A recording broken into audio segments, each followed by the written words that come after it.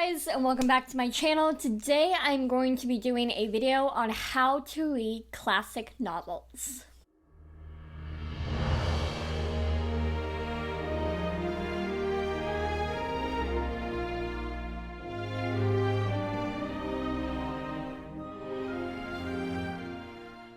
So this video might not be everyone's favorite, especially people who really understand classics, really study classics.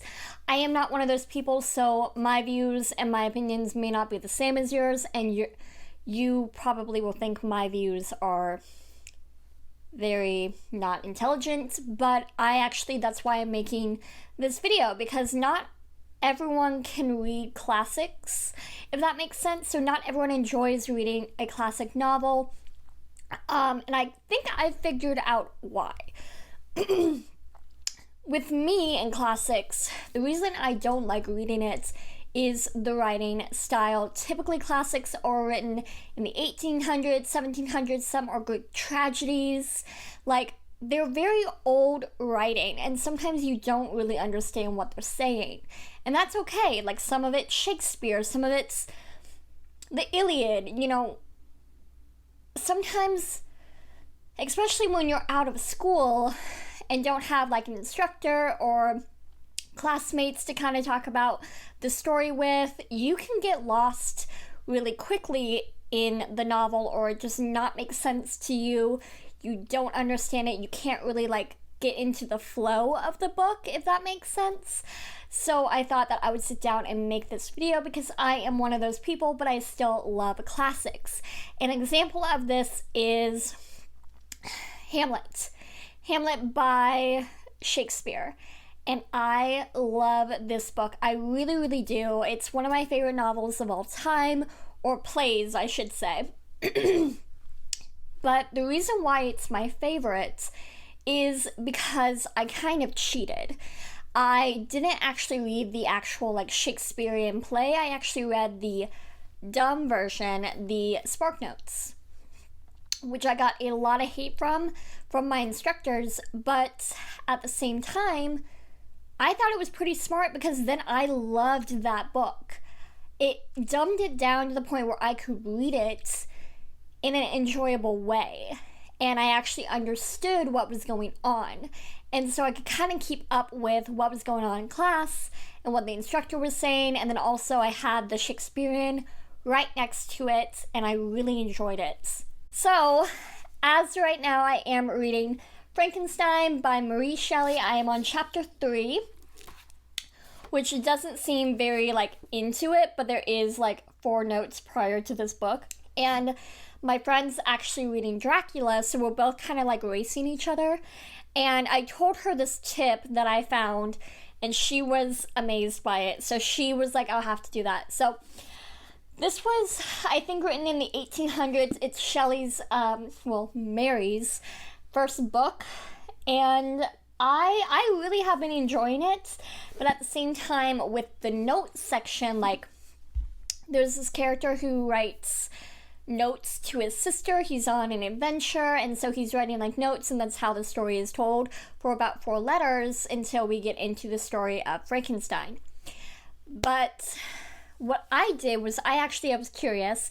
I got on my laptop and Googled Spark Notes Frankenstein, and it came up. It was on the website, and what this website is basically Spark Notes. So what it does is it actually gives you a summary of each chapter.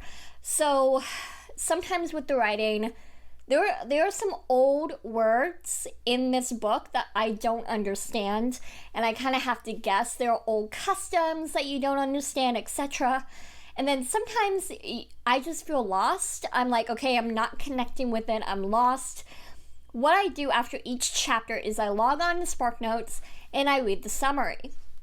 That way, I'm not forgetting what just happened, and it's a little bit more summarized, dumbed down, I guess I'll say, and it helps me keep track of what's going on. And so if I didn't catch something, it allows me to catch it. And I've found that this is super helpful for me. I'm going to be doing it with War and Peace, because War and Peace is a huge tome of a book, and it actually SparkNotes actually has some great resources, because one of you told me to have a character list with War and Peace, and SparkNote has a character list of all the characters in the books. Like, you could Google Agatha Christie, you can Google all these different books and have the character list. So if you're like, who was that character again? You can just go to the list, see who it was, see the little summary. It's kind of like the X-ray feature in Kindle, but it's for like physical books. So I really, really enjoy that. I also get to, what I loved about like school and English class is the conversation about the book.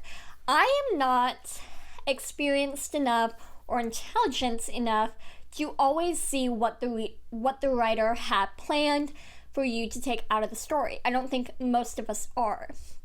You could say, oh, it has this theme, and that could be true, but you might be missing out on this theme.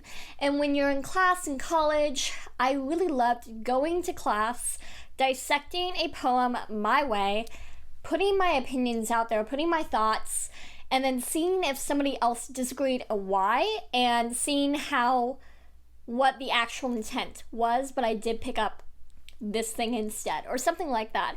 And SparkNotes lets you do that. It has themes and kind of a breakdown of the book that I'm going to be reading at the end to kind of help me just have a conversation with the author, have a conversation with the book. I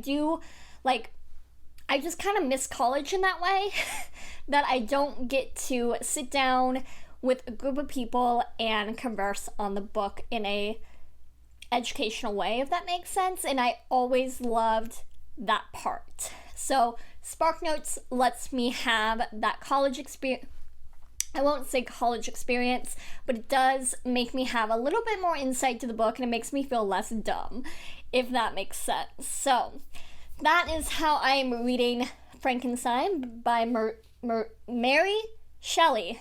I always want to say Marie Shelley. It's Mary Shelley. And I've actually been really enjoying it, so I'm hoping to give you guys a review quite soon. I think it's not a very long book. I think it's like 200 and something pages. So I think that I can get this done really quickly. I was told to go slow with it because it can drag on. So I am doing about 1 to 2 chapters a night and just taking my time with it so I really can digest and understand the novel. So that is this video on how to read classics. I hope this was informative and helpful. Please give me a thumbs up and subscribe if you would like to see more from this video and to see my thoughts on this book later in the month. So with that, I'll go ahead and go, and I hope you guys have a good day.